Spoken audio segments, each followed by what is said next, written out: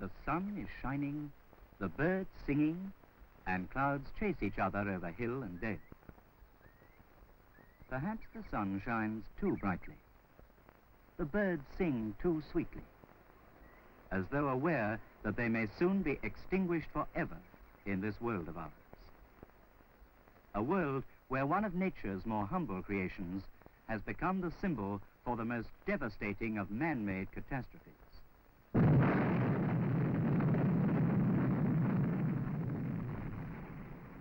As some of us know, nuclear weapons, burst on or near the ground, produce, in addition to fire and blast damage, the grave problem of radioactive fallout. The gravity of this additional hazard cannot be overstressed.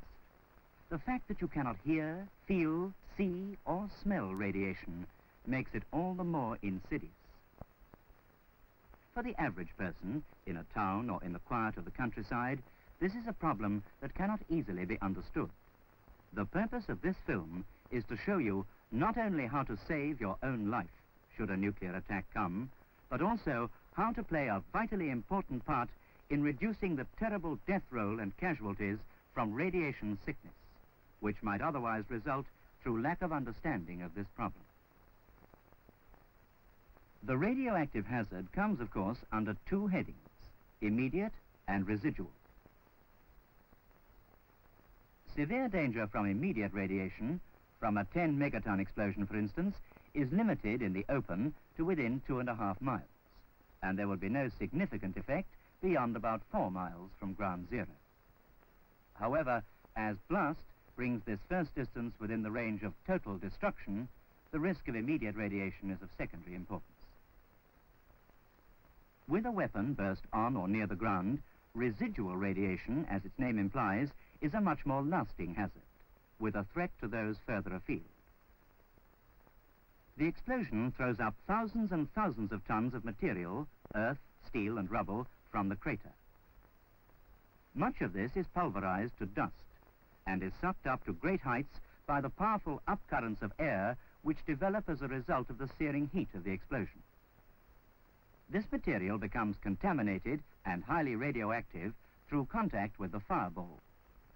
The heavier material sucked upwards will fall out quickly, but the lighter material will be carried away and deposited over a large area downwind of ground zero, although the drifting cloud may not be seen and the fallout from it may well be unnoticed. This radioactively contaminated material continues to emit two kinds of radiation, known as beta and gamma rays. Of these two forms of radiation from fallout, the most dangerous. Beta rays have a range in air of only a few yards and are stopped by ordinary clothing. Gamma rays, on the other hand, have a very great penetrating power, similar to X-rays, and only gradually lose their intensity in passing through dense materials. With a human body, the degree of penetration by radiation varies considerably. Beta rays are harmless unless the source of the rays gets within the body itself or is in actual contact with the skin. Gamma rays, however, are much more penetrating and can cause very serious damage to the deeper living tissues, damage which in severe cases will be fatal. Furthermore, their deadly work is not instantaneous, because these rays build up an accumulating dose so long as one is exposed to them. Casualties may not therefore occur immediately. In fact, not until several days or even weeks later. Before considering the means of protection from radiation, it's necessary to see how radiation is measured. Just as the pint is used to measure fluid and an inch to measure length, so the unit used to measure radiation is called a Roentgen. A dosimeter is the instrument used for measuring an individual's radiation dose as it is received, and a radiac survey meter is used for measuring dose rate. These two together can be likened to the speedometer of a car, which measures the total mileage covered and also the speed in miles per hour. Any exposure to radioactivity is to be avoided if possible. but there are certain limits which, in emergency, can be accepted without producing immediate radiation sickness. So, to allow urgent life-saving operations to be carried out, it's proposed to set the wartime emergency dose at a total of 75 Roentgen. This dose may be received in a few hours or spread out over several days, and is in fact half 150 Roentgen, the dose at which radiation sickness may start. 300 Roentgen may result in perhaps 30% deaths. 350 to 500 Roentgen, 50% deaths. And doses of over 600 Roentgen could be fatal to all. Protection against gamma radiation from fallout is obtained through three factors. First, the distance one is from the source of radiation. Second, the screening of radiation by solid substances. And third, the decay of radiation with time. If these factors are considered in more detail, it can be seen that much can be done to minimize the total dose received. First, as much as 1/3 of the dose a person in the open would receive from fallout comes from a relatively short distance around him, from within something like 12 feet. About half the dose comes from within 25 feet, and as much as 3/4 from a radius of 100 feet all round. So anyone in a house of reasonable size automatically escapes part of the dose due to the distance factor. Secondly, the thickness of the walls, floors and roof between the nearest fallout and those in refuge has a screening value, which gives further protection. Thirdly, decay weakens this radioactivity as time is spent in refuge. This decay of radiation with time is rather like a red-hot poker cooling down, quickly at first and then more gradually. If, for example, 1 hour after the explosion, the dose rate is 100 Roentgen per hour, after 7 times 1 hour, 7 hours, it'll be reduced to 10 Roentgen per hour. After 7 times 7 hours, 49 hours or 2 days, to 1 Roentgen per hour. After 7 times 2 days, 14 days, the dose rate will be reduced to 1/10 Roentgen per hour. And after 3 months, it should be around 1/100th of a Roentgen per hour.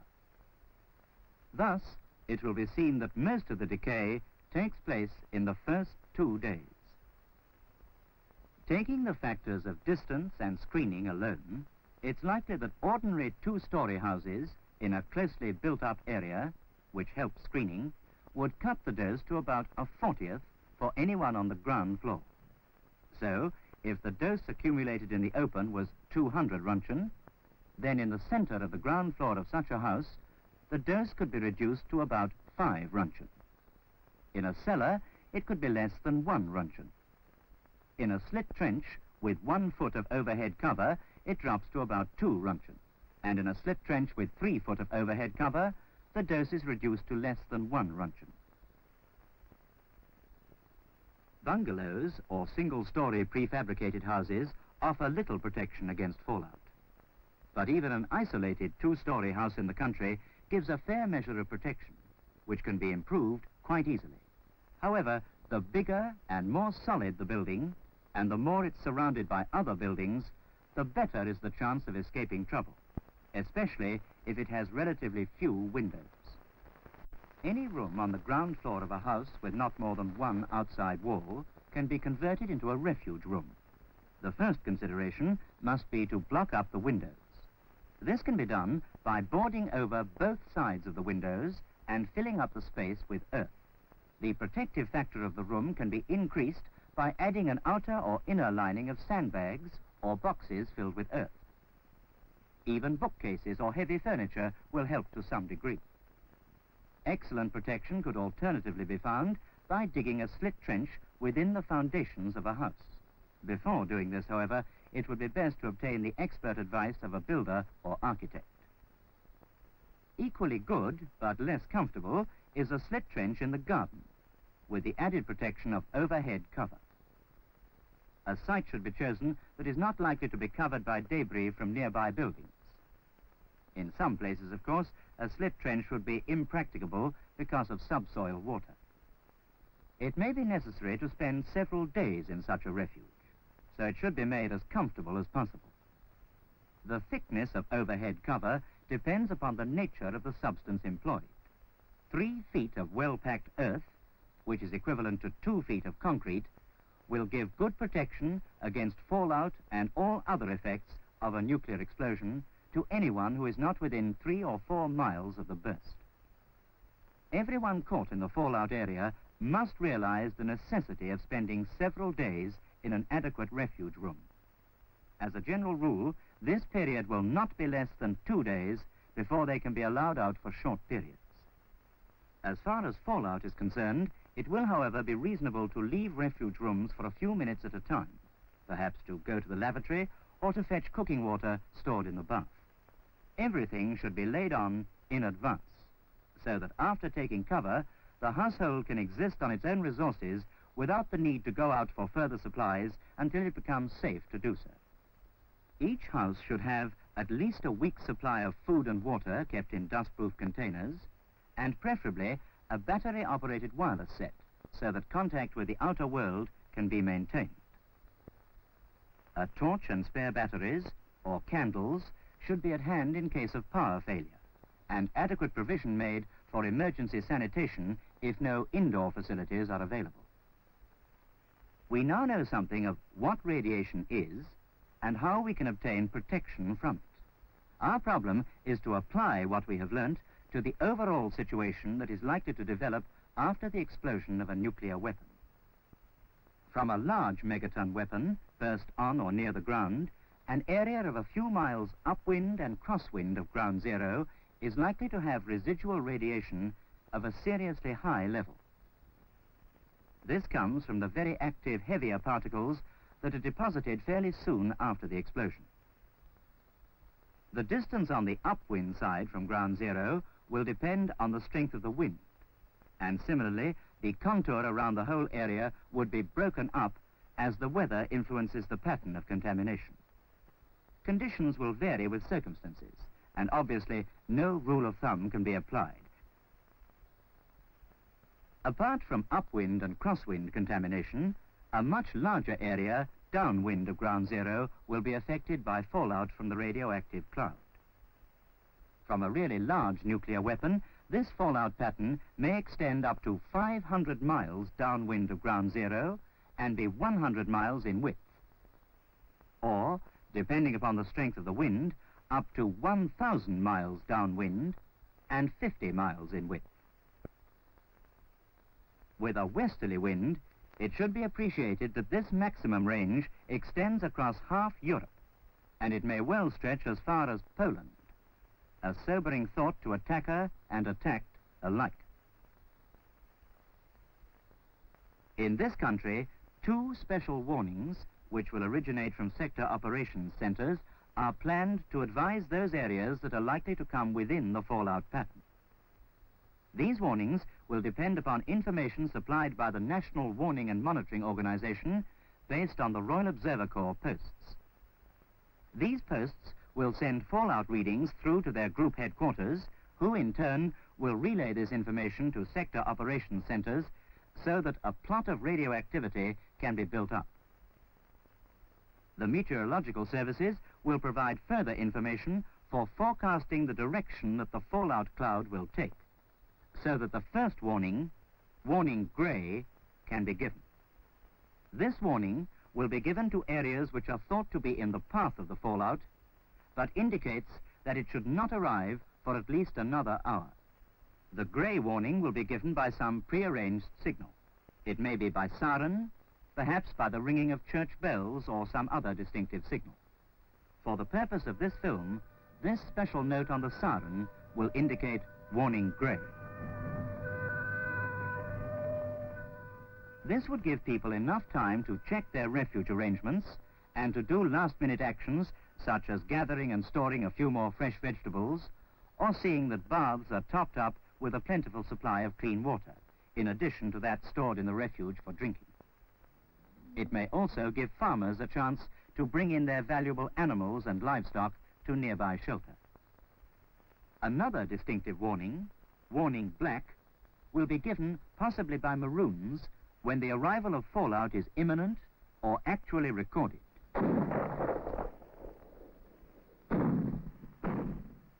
Everyone will immediately take refuge and remain there until they are told that they may come out, or in fact are ordered to do so later for their own safety. It should be appreciated that in some cases it may not be possible for the National Warning Organization to give grey or indeed black warnings.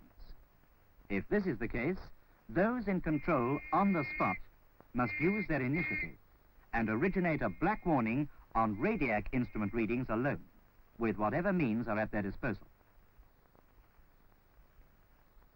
That is the overall situation. It is unlikely that more than one nuclear weapon will be dropped in the same district, but the deployment and entry of mobile forces may well be frustrated by fallout from distant weapons. In this case, reinforcements are advancing from the upwind and crosswind directions.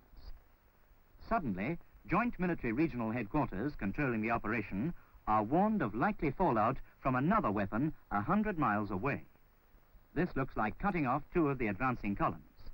They are contacted by radio and diverted. Deployment plans will have to be completely reorganized, new routes chosen, and new reception areas warned. The possibility of other weapons complicating the picture must always be borne in mind. For any ground or near-ground explosion, there will be two distinct areas for operations.